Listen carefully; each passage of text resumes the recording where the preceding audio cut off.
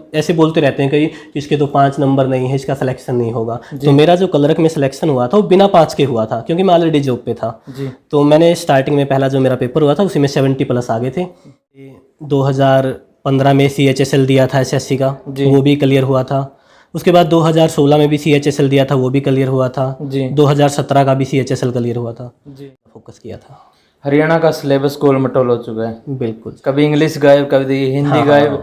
आगे ये लगता है हरियाणा जी के गायब हो सकती है। हरियाणा 25 नंबर से 13 नंबर पे आएगी। अच्छा उठा लो, कोई भी पेपर उठा लो, चाहे कुछ गायब हुआ हो, बट हरियाणा जी के नहीं गायब होगी उसमें से। जी एक्चुअली तो ऐसा है जी, जब मतलब गवर्नमेंट जॉब नहीं थी, टीच करते थे, तो माइंड में एक बात रहती थी क्या मतलब पास मतलब गवर्नमेंट जॉब लगेंगे। और ऐसा होता था जब स्टार्टिंग में एग्ज़ाम देते थे, तो जैसे हम कोई एग्ज़ाम दे के आए, एग्ज़ाम का रिजल्ट आया, तो मेरे जो खुद के नंबर होते थे ना, कट ऑफ से एक नंबर ज़्यादा 2 नंबर ज़्यादा होते थे, तो मैं फाइनल में बाहर हो जाता था। मतलब ऐसा होता था कि नहीं बात नहीं। बट जब हरियाणा CET के जो भी प्रैक्टिस सेट हम वो आपको परीक्षा ऐप पर मिलेंगे। परीक्षा ऐप पर आपको प्रैक्टिस सेट मिलेंगे, बहुत ही अच्छे प्रैक्टिस सेट हैं। आप इनको लगाएंगे और लगाने के बाद अपने आप को आप देखेंगे कि आपकी तैयारी कैसी है। वहाँ से आप अपना अंदाज़ा लगाएंगे तैयारी का। बहुत ही अच्छे प्रैक्टिस सेट अपलोड कर दिए गए हैं। वहाँ पे जो भी अमाउंट आपको मिलेगी उसमें आपको मुनीस50 कोड को यूज़ करना है। ये मेरा कोड है, आपको इसको यूज़ करना है, जिससे आपको 50% डिस्काउंट मिलेगा सभी प्रैक्टिस सेट के ऊपर। तो हरियाणा CET के प्रैक्टिस सेट लगाने के लिए अभी आप परीक्षा ऐप डाउनलोड करें और वहाँ पर जाकर इन प्रैक्टिस सेट को लगाएं। बहुत ही अच्छे ऐप हैं, जाइए और वहाँ पर प्रैक्टिस सेट लगाइए और अपनी तैयारी को जांचिए। चलिए वीडियो की ओर चलते हैं। अगर दुनिया के लिए एग्जाम्पल ना बने तो इस ज़िंदगी को जीने का क्या फ़ायदा। नमस्कार दोस्तों, मैं मुनीस पोलिस आप सभी का स्वागत करता हूँ। बहुत डिमांड आ रही है हरियाणा की वीडियो डालो, हरियाणा की वीडियो डालो। तो आज की वीडियो रहेगी HSSC क्लर्क 2018 की जो सिलेक्टेड कैंडिडेट है उनकी सक्सेस स्टोरी। हमारे साथ मौजूद हैं संदीप शर्मा, बहुत ही अच्छे व्यक्ति हैं जिन्होंने पहले भी एक एग्ज़ाम क्वालिफाई किया हरियाणा के अंदर, उसके बाद हरियाणा क्लर्क को क्वालिफाई किया और ज्वाइन किया। बहुत ही अच्छी जगह पोस्टिंग है, मैं नहीं बताऊंगा, ये खुद बताएंगे। तो इनसे मिलने का सौभाग्य प्राप्त हुआ। सर आपका बहुत बहुत स्वागत है हमारे चैनल पर। सबसे पहले अपने बारे में बताएं।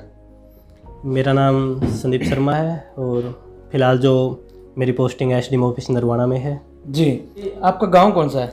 गांव दनौदा है, दनौदा कला, डिस्ट्रिक्ट जींद और तहसील नरवाना के अंदर ही आता है। जी, आपको SDM ऑफिस में ड्यूटी मिली है एज ए क्लर्क। हाँ जी। ड्यूटी किस हिसाब से दी जाती है क्लर्क के अंदर? क्लर्क के अंदर जैसे सर हमने पहले तो एग्ज़ाम क्लियर किया था जी, उसके बाद हमसे है जो प्रेफरेंस बढ़वाई गई थी डिपार्टमेंट की कि आप कौन सा डिपार्टमेंट लेना चाहते हो। जी, तो मैंने है जो फर्स्ट पे 3rd नंबर पे था ये मेरा।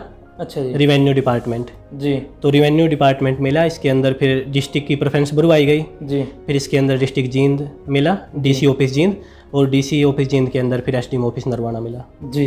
कैसी नौकरी है क्लर्क की? क्लर्क की देखो, क्लर्क पे जो प्रेशर बहुत रहता है काम का, जी, प्रेशर रियल में ही है, बट रिस्पेक्ट की जॉब है, हर कोई रिस्पेक्ट करता है क्लर्क की, जी, क्योंकि कोई भी कितना ही बड़ा ऑफिसर हो, काम तो क्लर्क से ही होता है। जी, तो रिस्पेक्ट की जॉब है, वर्कलोड है बट रिस्पेक्ट भी है। जी। आपने इससे पहले कौन सा एग्ज़ाम दिया था? इससे पहले बहुत सारे एग्ज़ाम दिए, जैसे 2015 में CHSL दिया था SSC का, वो भी क्लियर हुआ था। उसके बाद 2016 में भी CHSL दिया था, वो भी क्लियर हुआ था। जी, 2017 का भी CHSL क्लियर हुआ था। जी, बट ड्यूटी है ना बहुत दूर आई थी, जैसे चेन्नई आई थी, पुणे आई थी, और हरियाणा का भी जैसे ग्रुप D हो गया और लैब अटेंडेंट हो गया और ये HSSC क्लर्क हो गया। और इससे पहले HSSC क्लर्क की जो भर्ती थी उसमें मैं वेटिंग में रह गया था, उसमें भी सिलेक्शन हुआ था अपना। जी। तो LDC वाले दूर होने की वजह से आपने ज्वाइन नहीं किए। ग्रुप D क्यों नहीं ज्वाइन किया? ग्रुप D ज्वाइन किया सर, 1.5 साल ग्रुप D में जॉब की। ऐसा बोला जाता है कि एक बार जो ज्वाइन कर लिया उसको छोड़ने में बहुत दिक्कत होती है। नहीं, ऐसा कुछ नहीं है। वो तो जैसे ग्रुप D की ज्वाइनिंग हुई थी ना, तभी CM खट्टर का भी बयान आया था कि उन्होंने NOC लेने की भी कोई ज़रूरत नहीं है। जी, तो जैसे ही मैंने 1.5 साल जॉब की थी ग्रुप D में, जी, फिर जैसे ही क्लर्क का हुआ था तो उसको रिजाइन कर दिया था। जी। उसमें कोई सैलरी वगैरह देनी पड़ती है सरकार को? हाँ, 1 महीने की सैलरी देनी पड़ती है, क्योंकि अगर आप बिना नोटिस के एकदम से आप रिजाइन लिखते हो कि मेरा अपर पोस्ट में हो गया या मैं वैसे ही रिजाइन देना चाहता हूँ किसी भी रीजन से, तो बिना नोटिस दिए अगर आप ऐसा कुछ करते हो तो 1 महीने की जो सैलरी है वो आपको डिपॉजिट करवानी होती है। जी, ऐसा सभी पोस्ट में होता है? ऐसा बोला जाता है कि आपने अगर और पुलिस ज्वाइन कर ली और आपके स्टेट पुलिस में ज्वाइन करना है तो वहाँ पे भी ऐसी सैलरी दे के आना पड़ता है? हाँ सर, बिल्कुल। और अगर आप नोटिस देते हो 1 महीने पहले जी तो फिर शायद आपको मतलब सैलरी नहीं देनी पड़ेगी, अगर आप नोटिस दे देते हो पहले 1 महीने पहले, ऐसा रूल होता है। आपकी क्वालिफिकेशन कितनी है? मैंने बीटेक किया जी। बीटेक किया है हाँ जी। और फिर ग्रुप डी ज्वाइन कर लिया था? बिल्कुल कर लिया था जी। आजकल वाले बोलते हैं बीटेक कर रखी नहीं सर, काम का कोई छोटा बड़ा नहीं होता, क्योंकि बेरोजगारी इस कदर थी। प्राइवेट सेंटरों में टीच करते थे जी वहाँ पे भी बहुत मेहनत करनी पड़ती थी, जी तो गवर्नमेंट जॉब में एटलीस्ट स्टेबिलिटी तो है, जी। तो इसीलिए ज्वाइन कर लिया था। और ग्रुप डी की वजह से क्या पता शायद आज आप यहाँ पर हो, कलर की उसके बाद ही मिली हो। अभी भी आप तैयारी कर रहे हैं? अब तो ज़्यादा टाइम नहीं मिलता सर। अच्छा जी, अब यानी तो- कि कलर की नौकरी करते टाइम आपको पढ़ने का टाइम नहीं मिलेगा? बिल्कुल नहीं, ये तो सच बात है। अगर आप कलर ज्वाइन करते हो तो टाइम नहीं मिलेगा आपको, जी क्योंकि 9 से 5 की ड्यूटी होती है, 5 के बाद फिर घर के काम हो जाते हैं या कुछ भी बंदा। जी। कितनी तैयारी चाहिए लगभग कलर का एग्जाम क्वालिफाई करने के लिए? अभी तो सीईटी में कन्वर्ट कर दिया सब हाँ कुछ। हाँ बिल्कुल। तो इसकी तैयारी के बारे में बताएं हमें। तैयारी देखो, एक बार अपने जो सब्जेक्ट हैं वो तो क्लियर ही करने पड़ेंगे। जैसे मेरा तो मेनली जो मैथ मजबूत था, जी मैथ था तो मैथ और रीजनिंग दोनों कवर हो गई थी। जी और पहले एसएससी की तैयारी की थी तो इंग्लिश भी ठीक थी, जी मतलब इंग्लिश में भी हम कर जाते थे क्वालिफाई। जी जैसे 10 नंबर की इंग्लिश आती थी तो 7-8 तो आ ही जाते थे। जी और हरियाणा जीके तो सभी की एक जैसी होती है। जी हरियाणा जीके में तो अगर कोई एक बुक पढ़ लेगा तो आराम से 20-22 में से 18-19 तो आ ही जाएंगे। जी इतनी ज़्यादा मेहनत करने की जरूरत नहीं है। तो फोकस जो रखना चाहिए ना वो हरियाणा जीके पे और इंडिया जीके होगी, जैसे जी इंग्लिश और हिंदी होगी। जी क्योंकि मेरा तो मैथ और रीजनिंग मजबूत थी तो मैंने उस पर ज़्यादा फोकस नहीं किया था। जी। हिंदी, इंग्लिश और इंडिया जीके पे ज़्यादा फोकस किया था।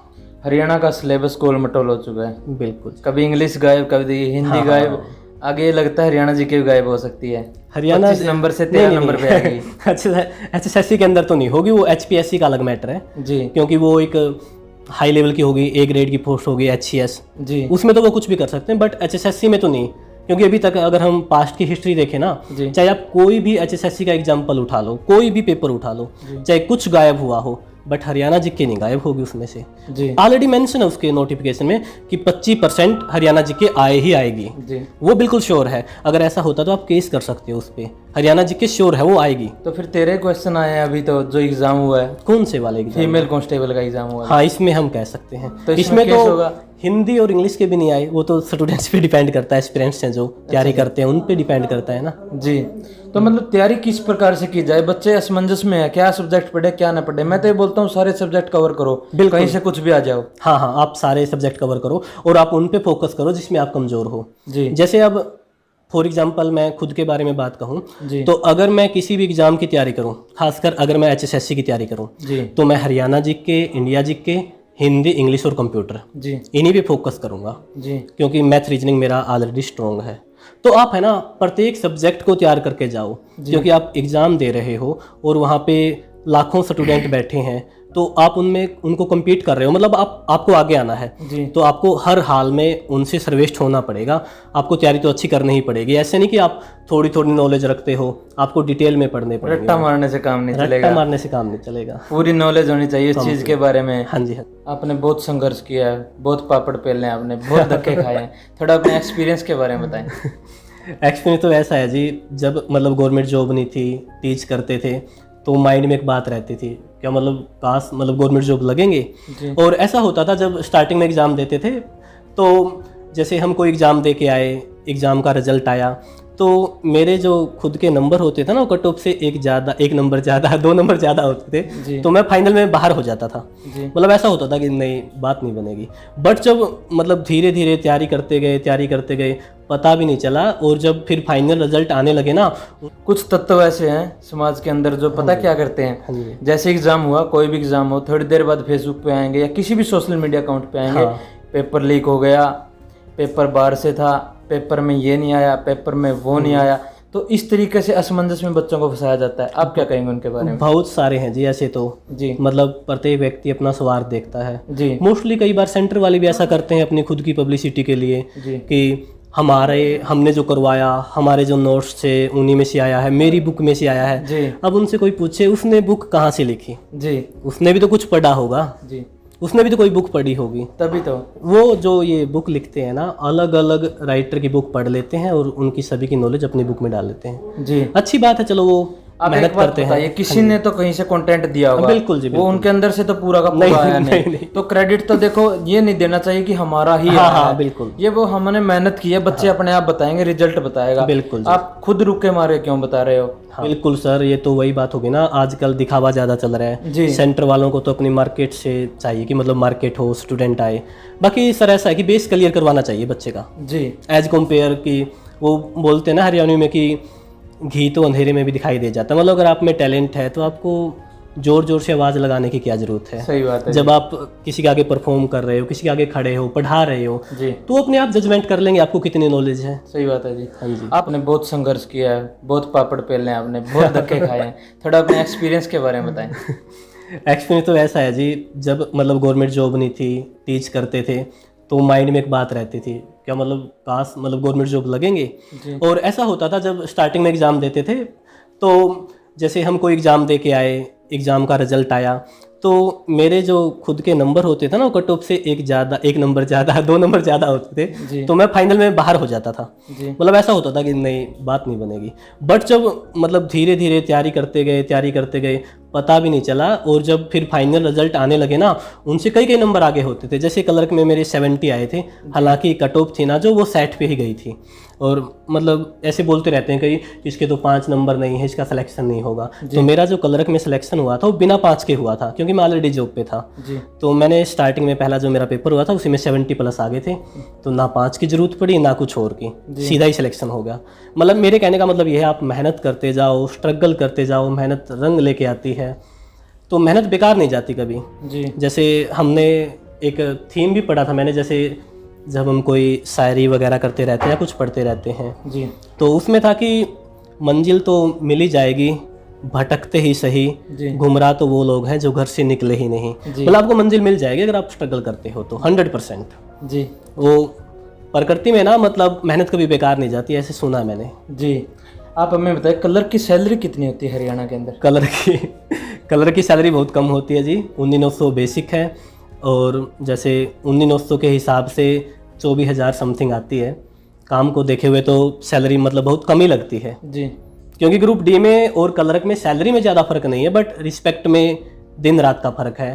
क्लर्क से आप प्रमोट होके असिस्टेंट बनोगे, जी बट ग्रुप डी से तो क्लर्क भी मुश्किल ही बन पाओगे। जी कुछ ही पोस्ट हैं जिन पे क्लर्क बन पाओगे, जैसे पीएन क्लर्क प्रमोट हो जाता है, बट अब जो बेचारे इरिगेशन में हैं, बेलदार हैं, वो प्रमोट होके क्या बनेंगे, उनको मेट बना देंगे, कुछ और बना देंगे, बट फ्यूचर सिक्योर नहीं कह सकता मैं। जी सीटी के बारे में आपका क्या क्या राय है, अभी होने वाला एग्जाम? सीटी का तो अभी जी फॉर्म पे फॉर्म भरवाए जा रहे हैं, जनवरी से डेट चली हुई थी और अब सितंबर निकलने को है। जी बट सीटी जब भी होगा तो 100 नंबर का एग्ज़ाम होगा, उसमें हरियाणा जी के 45% रहेगी। जी और ग्रुप सी और ग्रुप डी की भर्ती शायद, जहाँ तक मुझे लगता है ग्रुप डी की भर्ती जी वो सीईटी के थ्रू ही करेंगे, जैसे जिनका सीईटी क्वालिफाई कर गया जिसका, तो मतलब ग्रुप डी में नौकरी पक्की? हाँ हो सकता है, क्योंकि तो अभी सीईटी में मतलब ग्रुप डी वालों को उठा सकते हैं सीईटी के बेस पे, हाँ जी। और ग्रुप सी वालों के लिए एक अलग से पेपर हो सकता है? नहीं जी, सीईटी से ही उठाएंगे। जैसे अब जैसे सीईटी का जो क्वालिफाई होगा ना, हो सकता है पहले क्लर्क की निकाल दें या ग्रुप डी की निकाल दें। जी अभी हम इसके बारे में कुछ नहीं कह सकते, क्योंकि गवर्नमेंट का ही डिसीजन है ये। जी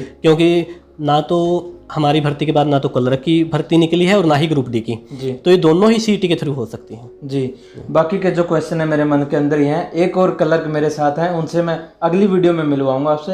अंत में आप क्या मैसेज देना चाहेंगे हमारे व्यूअर्स को? अंत में मैसेज देंगे जी कि सफलता का जो है कोई शॉर्टकट नहीं होता। जी आप मेहनत करो, दिन रात पढ़ो और अच्छा पढ़ो, जी मतलब अपने बेसिक क्लियर करो, आपकी मेहनत ज़रूर रंग लेकर आएगी। हर किसी के लेके आती है, जस्ट आप स्ट्रगल करो, एक न एक दिन आप जरूर कामयाब हो। जी हम बहुत बहुत धन्यवाद करते हैं संदीप शर्मा जी का, जिन्होंने इतने कीमती समय में से हमें 10 मिनट दिए। मिलते हैं आपसे जल्द एक नई वीडियो के साथ, तब तक के लिए देखते रहिए। धन्यवाद। जय हिंद, भारत माता की जय।